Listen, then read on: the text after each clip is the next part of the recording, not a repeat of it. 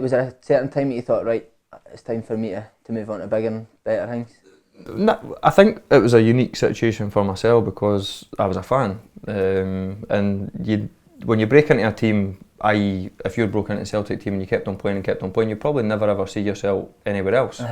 It just so happened that the team that I grew up supporting were never going to be the top of the tree for me in my career, and that's, everybody knows how much it meant to me to play at this club, and the fact that I come back and played for free or whatever. This is my club. This is where my boys will have season tickets. You know what I mean? This is where I like to come and support the boys. But so if Hibs were top of the league every year, they stayed here. Of course. Do you know what I mean? That would be in the fairy tale. But there is two massive giants along the road that dictate that, and thankfully for me, I kind of had the option of both. So why did you choose? Why Rangers then? Well, to be honest, it was strange because we had agreed a deal with Celtic, 5-year deals, both of us. I think Celtic had round about a £5 million bid that they thought was going to be accepted for the both of us. And on the day that I went to training, when I come back, whatever the day was, the 30th of January or 31st, whatever the day, the last day of the window basically, it was a Tuesday I'm sure, a text message off Rod saying come up and see me after training, and I went up into the stand in his office. His office obviously used to be an opposite stand. And he sat me down in his office and said, I've accepted a bid. And you probably not had any dealings with Rod, but he can be a man of few words at times, and even for a young boy, you sometimes have to push the conversation. So I said to him, who friend? He's like, who do you think? And I said straight away, Celtic. And he's like, no. But he didn't then just tell me who. And I was like, Rangers. And he's like, time for games, Rod, isn't it? That's what he was like.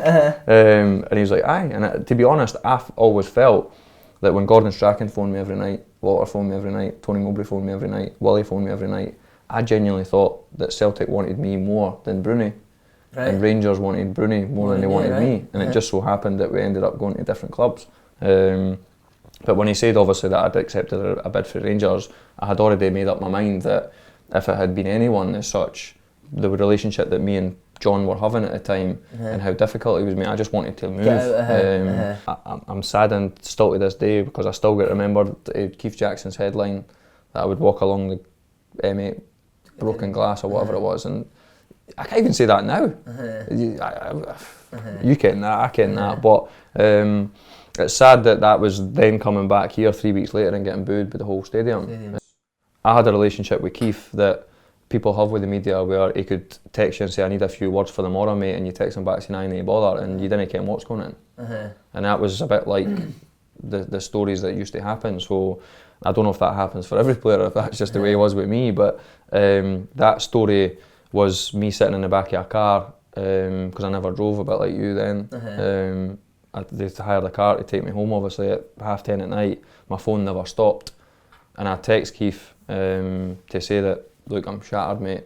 He's like, I need a few words, mate. And I was like, I've already spoke to the club media. I'm in the back of a taxi with a guy I didn't ken. I'm not speaking to you type thing. So he's like, do you mind if I do a few words? And they bother me, bash on, and that's what it was. So did you get the cuts at your feet for the broken glass? and look, I think the football fan would never say I'd done the wrong thing. I went to an amazing club. Anyone would do. But I just wish if you could rewrite, of course, if you could rewrite your career and you could make it perfect, everybody would, wouldn't they? But I just wish that one story was one that haunted me for a long time, and I hope that I've went a long way to try and rectify that.